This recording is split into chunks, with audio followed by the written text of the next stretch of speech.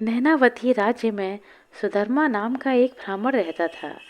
गुरुकुल में अपनी शिक्षा पूरी करने के बाद वह अपने गांव में वापस आया। सुधर्मा को कविताएं लिखने का बहुत शौक था, परंतु उसके गांव में कोई भी उसकी कविताओं का आदर नहीं करता था। सुधर्मा चाहता था कि उसकी लिखी हुई कविताओं की प्रशंसा सभी लोग करें और उसका यश चारों दिशाओं में फैले, परंतु उस गांव में यह संभव नहीं था। अपने पांडित्य की प्रशंसा पाने और राजा के दर्शन करने के लिए वह राजधानी गया, पर वहां पर यह संभव नहीं हो पाया। अपनी आजीविका चलाने का जब उसे कोई मार्ग ना सूझा, तो उसे विद्याधर नाम के एक पंडित ने आश्रय दिया और साथ ही अपनी पुत्री का विवाह भी उससे करवा दिया। अब सुधर्मा वहीं पर बस गया और विद्यार्थियों को पढ़ाकर अपने दिन गुजारने लगा। राजा का आश्रय पाने की उसकी इच्छा इच्छा बनकर ही रह गई। इस तरह से कुछ समय और बीत गया। एक समय इस समय के दौरान उसने प्रजायन नाम की एक काव्य की रचना की। यह काव्य उसने अपने ससुर विद्याधर को पढ़ने के लिए दिया। विद्याधर ने जब वह काव्य पढ़ा तो कहा, तुम्हारा काव्य अद्भुत है, इससे तुम नाम भी कमाओगे, पर इसके लिए इसका प्रचार होना चाहिए। और प्रचार के लिए राजा का आश्रय आवश्यक था। दरअसल बात यह थी कि उस समय वही उच्च कोटि का कवि माना जाता था जिसे राजा सम्मानित करते थे। इसी तरह से कवि को सम्मानित करने वाले राजा की भी प्रशंसा होती थी। सुधर्मा अपनी कविताओं को लेकर राजा के राजकवि के पास पहुंचा। उसकी कविता पढ़कर राजकवि ने सलाह दी, राजा प्रजा का भगवान है। तुमने अपने काव्य में बताया है कि प्रजा राजा का भगवान है, यह पाप है। आपको राजा का आश्रय नहीं मिल सकता। भविष्य में कभी भी तुम मुझसे मिलने का प्रयत्न मत करना। जब यह बात उसके ससुर विद्याधर को पता चली तो उसने सुधर्मा को ढांढस बंधाते हुए कहा, राज दरबार का राजकवि समझ गया कि तुम्हारा काव्य बहुत ही अच्छा है और अद्वितीय है। जलन के मारे उसने तुम्हारी इच्छा ठुकरा दी। वह यह नहीं चाहता था कि तुम्हें राजा का आश्रय प्राप्त हो, परंतु तुम निराश ना होना। राजा आश्रय के बिना ही तुम्हें नाम कमाना होगा। आगे से तुम इसी प्रयत्न में लगे रहो। इसके एक सप्ताह के बाद रविंद्र नाम का एक दूर का रिश्तेदार विद्याधर के घर पर आया। बातों बातों में उसे सुधर्मा का विषय मालूम हुआ तो उसने कहा, हमारे नगर में कीर्तिकामी नाम का एक सेठ है जिसके पास अपार धन है। अब वह प्रतिष्ठा और यश पाने के लिए बहुत ही लालायित है। तुम्हारा दामाद उससे मिले तो तुम्हारा काम बन जाएगा। सुधर्मा उसकी बातें मानकर कीर्तिकामी नाम के उस सेठ से मिला और पूरा विषय उसे विस्तार से समझाया। वैसे तो कीर्तिकामी नाम का वह सेठ नाम और यश कमाने के पीछे पागल था, पर वह इस काव्य के लिए धन खर्च करने के पक्ष में नहीं था। इसके अलावा उसे इस बात का भय था कि जब राजा को पता चलेगा कि इस काव्य में प्रजा को राजा का भगवान बताया गया है, तो राजा उससे नाराज हो जाएंगे और उसे कठोर दंड देंगे। इसलिए उसने सुधर्मा से कहा, मुझे कविता के बारे में बहुत ही कम मालूम है। योगपुर गांव का प्रमुख व्यापारी नरोत्तम साहित्य का प्रेमी था। उससे मिलोगे तो तुम्हारा काम बन जाएगा। कीर्तिकामी के यह बताने के पीछे एक रहस्य भी था। नरोत्तम नाम का वह व्यापारी परोपकारी और साहित्य प्रेमी था। लोग उसकी प्रशंसा करते हुए थकते नहीं थे। वे कहते थे कि धनवान हो तो ऐसा जो नरोत्तम की तरह अमीर हो और उसकी साहित्य में रुचि भी हो, परंतु कीर्तिकामी परोपकारी नहीं था। साहित्य के प्रति उसमें रत्ती भर भी रुचि नहीं थी।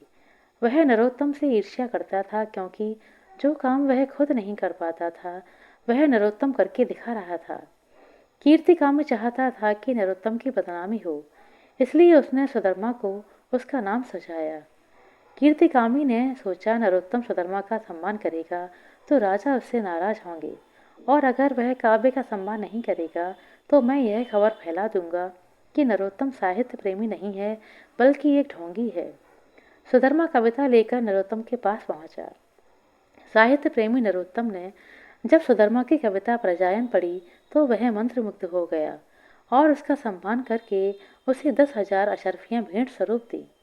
सुधर्मा की लिखी हुई कविता प्रजायन को भी आदर मिलने लगा। पूरी प्रजा में उसकी लिखी हुई कविता का प्रचार होने लगा। सभी लोग सुधर्मा को एक उच्च कोटि का कवि मानने लगे थे। साथ ही साथ नरोत्तम एक श्रेष्ठ साहित्य प्रेमी कहलाने लगा था। दोनों की ही पूरी राज्य में प्रशंसा फैल गई। महाराज को यह मालूम हुआ तो उन्होंने दोनों को बुलाया और बड़े पैमाने पर उनका सम्मान किया। इधर कीर्तिकामी ने यह सोचा भी नहीं था कि कुछ ऐसा होगा। उसकी मानसिक स्थिति डावाडोल हो गई। कीर्तिकामी का एक पुराना मित्र, जिसका नाम संचारी था, जो 25 साल पहले गांव छोड़कर विदेश चला गया था, परंतु अब वह अपने लोगों के बीच में रहने की इच्छा से गांव वापस लौट आया। कीर्तिकामी के सिवा उसका इस गांव में कोई भी अपना आदमी नहीं था। कीर्तिकामी को जब यह मालूम हुआ कि संचारी के पास बहुत धन है, तो उसने संचारी को अपने घर पर दावत दी। उस समय संचारी ने कीर्तिकामी से कहा, मेरे पास बहुत धन है, पर मुझे यहाँ कोई जानता नहीं है और मेरा कोई प्रशंसक भी नहीं। नाम कमाने की मेरी बहुत तीव्र इच्छा है। तुम ऐसा कोई उपाय बताओ जिससे मेरी इच्छा पूर्ण हो जाए, नाम कमाऊं और लोगों की प्रशंसा भी पाऊं। कीर्तिकामी ने कहा, धन खर्च करोगे तो सब कुछ संभव है। हाल में ही नरोत्तम नाम के एक व्यापारी ने सुधर्मा नाम के एक कवि का सम्मान किया है और वह उत्तम साहित्य प्रेमी कहलाने लगा है। यही नहीं, राजा ने भी उसका सम्मान किया है।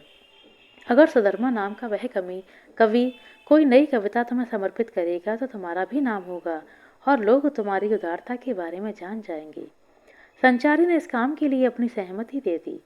कीर्तिकामी ने सुधर्मा को बुलाया और कहा, मैंने ही तुम्हें नरोत्तम का नाम सजाया था, इसी वजह से तुम आज महान कवि माने जाते हो। राजा का सम्मान भी तुम्हें मिला है। अब कोई नया काव्य रचो और मेरे मित्र संचारी को उसे समर्पित करो। उनके सम्मान को भी स्वीकार करो। सुधर्मा ने कीर्तिकामी के प्रस्ताव को स्वीकार कर लिया और कहा, प्रकृति अनेक प्रकारों से मनुष्य को ही नहीं बल्कि समस्त जीवन को मदद पहुंचाती है। हम उसके कितने आभारी हैं। मैं अब प्रकृति पुराण के नाम से एक काव्य की रचना कर रहा हूँ। 15 दिनों में मेरी रचना पूरी हो जाएगी। ऐसा बोलकर वह वहां से चला गया। उसके जाने के बाद कीर्तिकामी ने संचारी से कहा, सुधर्मा का सम्मान करो, साथ ही एक सुंदर से भवन का निर्माण भी करवाओ। अपने वंश का नाम उस भवन को दोगे तो तुम्हारी कीर्ति स्थायी रूप से रह जाएगी। संचारी ने कहा, तुम्हारा विचार तो उत्तम है, पर बताओ कि इस भवन का निर्माण कहाँ किया जाए। कीर्तिकामी ने कहा, हमारी ही नदी के तट पर एक सुंदर स्थल है, वह मेरा अपना है। उसे तुम खरीद लेना और वहीं पर भवन का निर्माण करा दो। संचारी ने वह जमीन खरीद ली और उसे समतल बनाने के लिए वहां के पेड़ों को काटने का काम शुरू कर दिया। 15 दिन के पूरे होने के बाद संचारी ने सुधर्मा को उस जगह पर बुलाया। वहां का दृश्य देखकर सुधर्मा अवाक रह गया। संचारी ने अपने भवन निर्माण के बारे में उसे विस्तार से बताया और पूछा, क्या तुम्हारा प्रकृति पुराण पूरा हो गया? सम्मान का समारोह कब करें? सुधर्मा ने कहा, कविता तो पूरी होने ही जा रही है, परंतु उसे मैं आपको समर्पित नहीं करूंगा। ये बात सुधर्मा ने बड़े ही दृढ़ स्वर में कही। क्यों, क्या तुम नहीं चाहते कि तुम्हारा सम्मान हो, तुम्हारा प्रचार हो? संचारी ने बड़े ही आश्चर्य भरे स्वर में पूछा। तब सुधर्मा ने कहा, यदि मैं आपको प्रकृति पुराण समर्पित करता हूँ तो यह बिल्कुल भी ठीक नहीं होगा, क्योंकि आपने प्रकृति के साथ अन्याय किया है। एक भवन को बनाने के लिए आपने यहाँ पर सैकड़ों पेड़ों को कटवा दिया, जबकि दूसरी तरफ श्रीमान नरोत्तम को जब यह मालूम हुआ कि मैं प्रकृति पुराण की रचना कर रहा हूँ, तो वह मुझे ढूंढते हुए मेरे गांव जोगापुर आए। उस काव्य को उन्होंने पढ़ा और वे तन्मय हो गए। उस काव्य को पढ़ते हुए उन्हें इतनी स्फूर्ति और इतनी शक्ति मिली है कि उन्होंने वचन दिया है कि आगे से वे साहित्य सेवा नहीं करेंगे, बल्कि प्रकृति की रक्षा के काम में लग जाएंगे। ऐसे महान व्यक्ति को मेरा काव्य समर्पित हो, यही उचित रहेगा और यही मेरा अंतिम निर्णय है। संचारी को लगा कि सुधर्मा की बातों में सच्चाई है, तो उसने कहा, तुमने बिल्कुल सही निर्णय लिया है। साहित्य की सेवा के साथ साथ उसमें जो विषय है उन्हें आचरण में लाना बहुत ही आवश्यक है। यही कवि का सच्चा सम्मान है। नाम और यश को कमाने के पीछे मुझ जैसे लोग जो पागल हैं, उन्हें कवि का सम्मान करने का कोई अधिकार नहीं।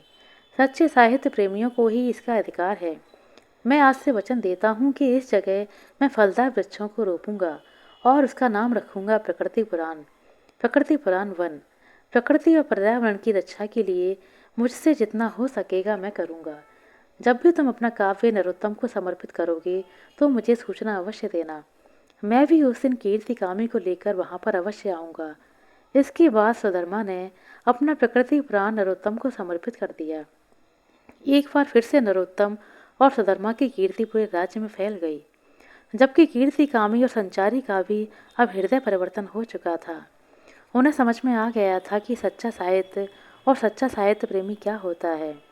सुधर्मा एक बार फिर से एक नए पुराण की रचना करने में व्यस्त हो गया।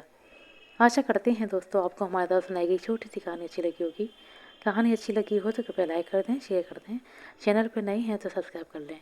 अपना कीमती समय देने के लिए बहुत बहुत धन्यवाद। मिलते हैं अगले वीडियो में, तब तक के लिए नमस्कार।